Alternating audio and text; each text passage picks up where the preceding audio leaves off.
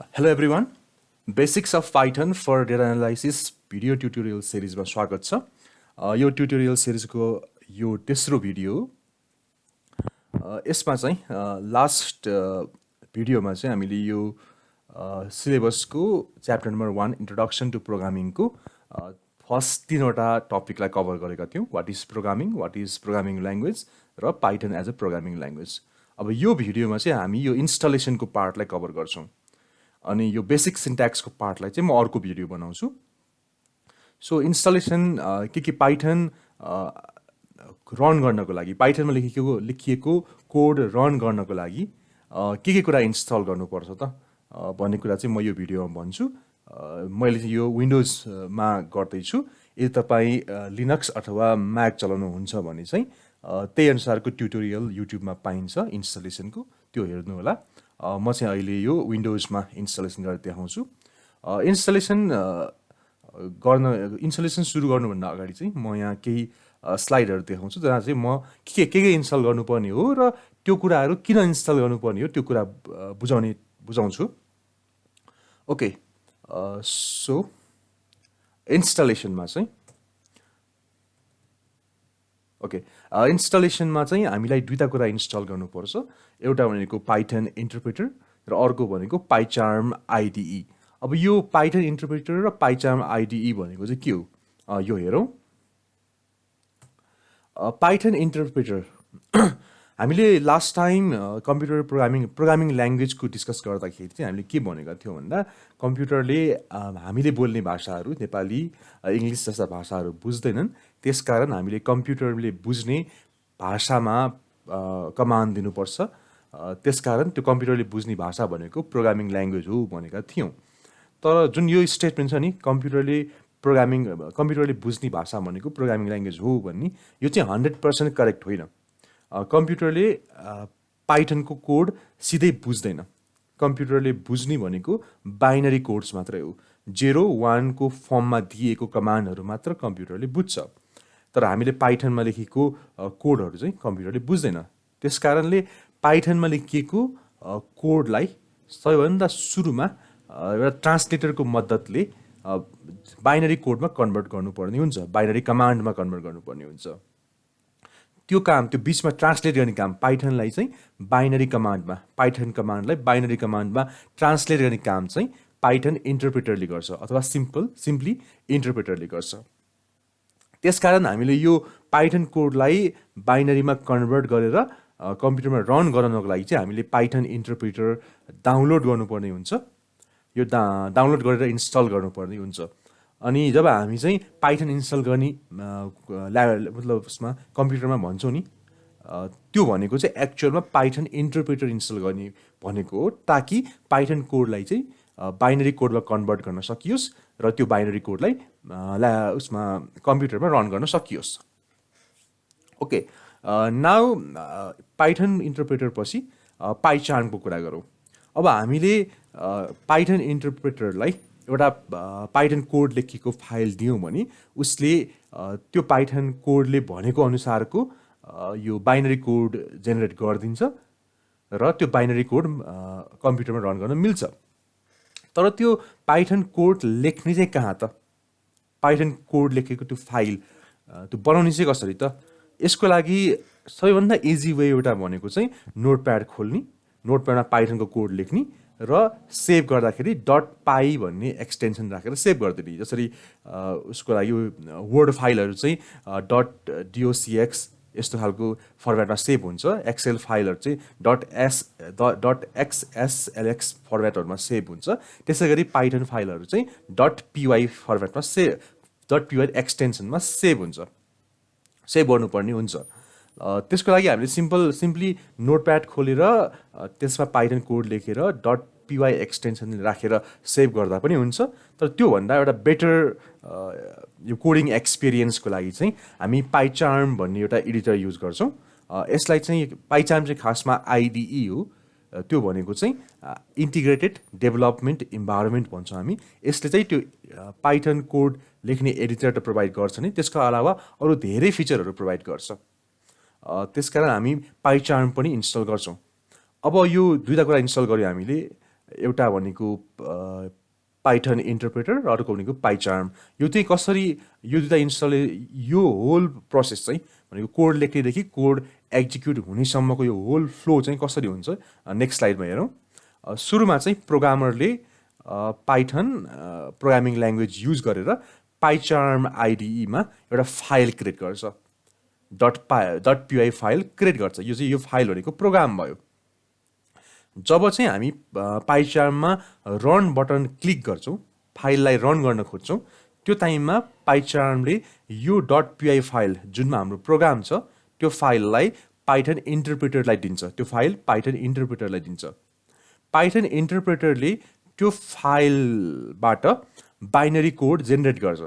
त्यो binary codes भनेको चाहिँ मेसिन कोड पनि भन्छौँ हामी त्यो बाइनरी कोडलाई। यो पाइथन इन्टरप्रेटरले पाइथनको प्रोग्राम फाइलबाट मेसिन कोड जेनेरेट गर्छ अथवा बाइनरी कोड जेनेरेट गर्छ। यो बाइनरी कोडलाई चाहिँ हामी कम्प्युटरमा रन गर्न सक्छौँ। यसरी एउटा प्रोग्रामरले लेखेको प्रोग्राम कम्प्युटरमा रन हुन्छ यो फ्लोमा। त्यसकारण पाइचार्म मात्र इन्स्टल गरेर पाइथन रन गर्न सकिन्न, किनकि यदि पाइचार्म तपाईँले इन्स्टल गर्नुभयो भने यो स्टेपसम्म त तपाईँले गर्न सक्ने हुनुभयो, डट पिवाई फाइल त क्रिएट गर्न सक्ने हुनुभयो। तर यो स्टेपहरू एक्जिक्युट गर्ने यो स्टेपहरूमा जानको लागि चाहिँ हामीलाई पाइचार्मले मात्र पुग्दैन, पाइथन इन्टरप्रेटर चाहिन्छ। त्यसकारण पाइचार्म मात्र इन्स्टल गरेर हामीले पाइथन कोडलाई रन गर्न सक्दैनौँ।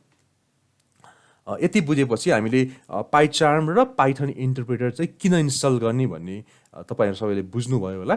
अब चाहिँ हामी सिधै इन्स्टलेसनतर्फ लागौँ। त्यसको लागि चाहिँ सुरुमा चाहिँ हामी पाइथन इन्टरप्रेटर नै डाउनलोड गरौँ र इन्स्टल गरौँ। त्यसको लागि चाहिँ म पाइथन भनेर खोज्छु। पाइथनको यो वेलकम टु पाइथन भन्ने फर्स्ट लिङ्क आयो। यसमा चाहिँ म डाउनलोड्समा क्लिक गर्छु। र मैले लास्ट भिडियोमा पनि भनेको थिएँ पाइथनको धेरैवटा भर्जनहरू आइरहेको हुन्छ। अहिलेको लेटेस्ट भर्जन चाहिँ पाइथन 3.10.7 रहेछ। योबाट मैले क्लिक गरिदिएँ र यो डाउनलोड हुन स्टार्ट भयो।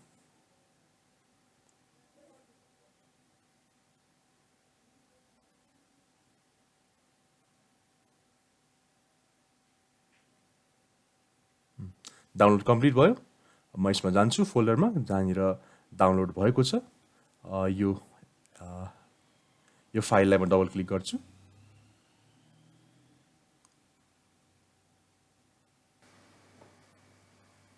यो विन्डो खोलेको छ। यसमा चाहिँ इन्स्टल नाउ कस्टमाइज इन्स्टलेसन छ। यहाँ तल यो एड पाइथन 3.2 पाथमा टिक लगाइदिउँ र इन्स्टल नाउमा क्लिक गरिदिउँ।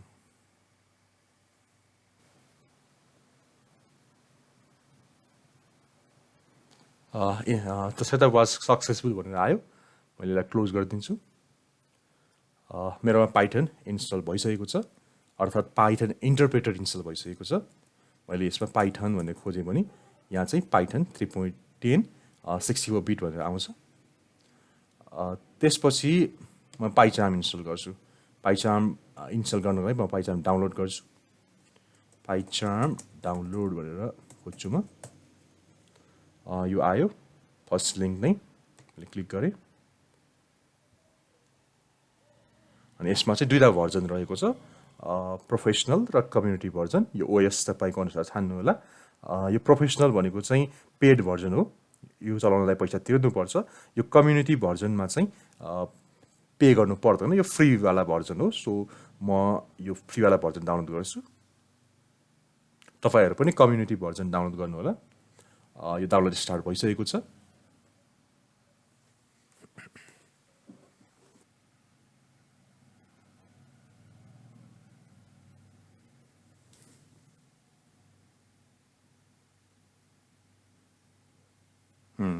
यो पाइचार्म डाउनलोड कम्प्लिट भइसकेको छ। म यो फोल्डर खोल्छु र यो डाउनलोडमा रहेको यो पाइचार्म कम्युनिटीको इन्स्टलेसन फाइलमा डबल क्लिक गर्छु।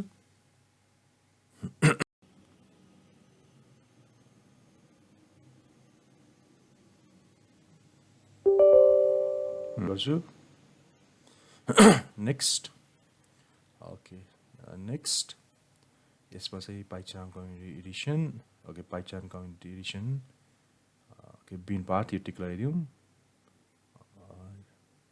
यो पनि टिक लगाइदिउँ यो पनि टिक लगाइदिउँ सबै टिक लगाइदिउँ नेक्स्ट इन्स्टल यो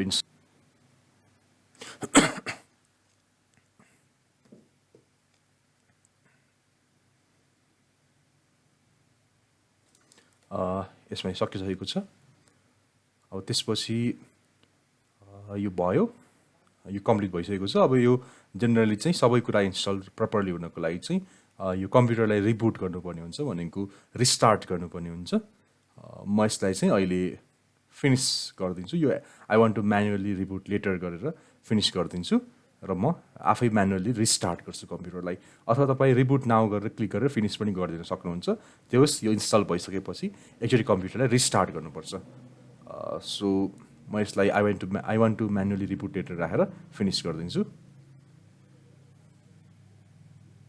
र म अब कम्प्युटरलाई रिस्टार्ट गर्छु मैले रिस्टार्ट गरिसकेको छु कम्प्युटर अब म पाइचार्म खोल्छु यहाँ सर्च बारमा गएर पाइचार्म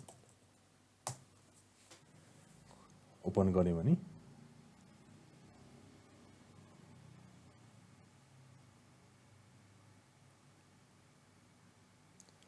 सुरुमा एकपटक कन्फर्म ओके अहिलेलाई चाहिँ डु नट इम्पोर्ट सेटिङ नै गरिदिउँ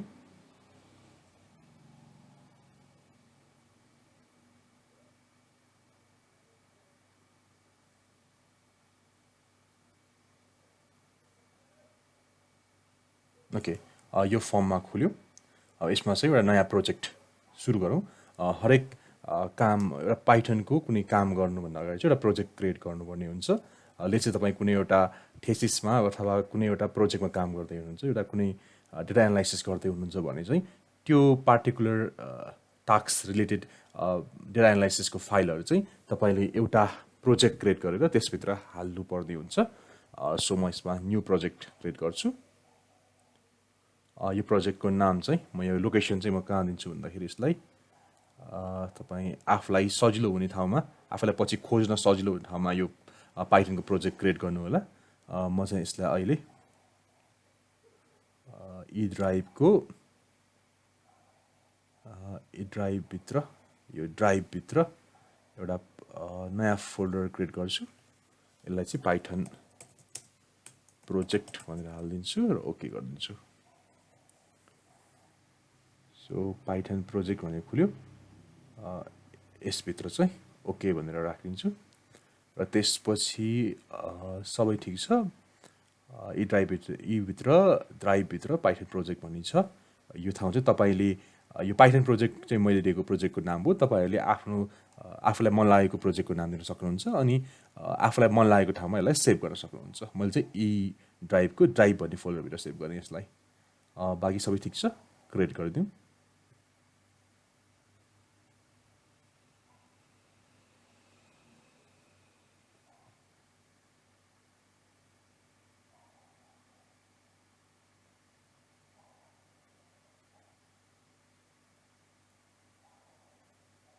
प्रोजेक्ट क्रिएट हुँदैछ एकछिन वेट गरौँ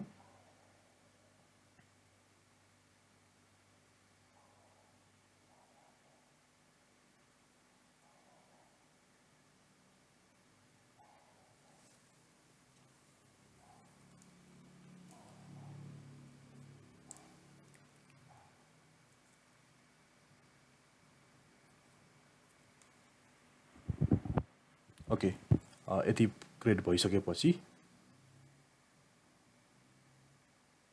यो main.py भन्ने छ यो main.py भित्र चाहिँ तपाईले यो माथि एउटा प्ले बटन जस्तो खालको एउटा बटन छ त्यहाँ तपाईले क्लिक गरिदिनुस् र यदि तपाईकोमा चाहिँ तल हाई पाइचार्म भनेर आउँछ भने चाहिँ तपाईले सबै दुवै पाइथन इन्टरप्रेटर र पाइथनको यो पाइचार्म आइडी चाहिँ करेक्टली इन्स्टल भयो भनेर बुझ्नुपर्छ यदि यहाँ चाहिँ यस्तो हाई पाइचार्म भनेर आएन यो कोड रन गर्दा भने यो मेनभित्र रहेको कोड रन गर्दा भने त्यो केही इरर भयो होला इन्स्टलेसनको टाइममा भन्ने बुझिन्छ अब मेरोमा आयो हाई पाइचार्म भनेर सो मेरोमा इन्स्टलेसन सबै करेक्टली भएको रहेछ इन्स्टलेसनको पार्टमा यति नै हो। तपाईँहरू पनि इन्स्टल गर्नु होला र केही इस्यु आयो इन्स्टलेसनमा भने तपाईँ कमेन्टमा सोध्न सक्नुहुन्छ अथवा मलाई डाइरेक्ट फेसबुकमा मेसेज पनि गर्न सक्नुहुन्छ। म मेरो फेसबुक प्रोफाइल चाहिँ डिस्क्रिप्सनमा राखिदिन्छु। अहिले यति नै गरौँ।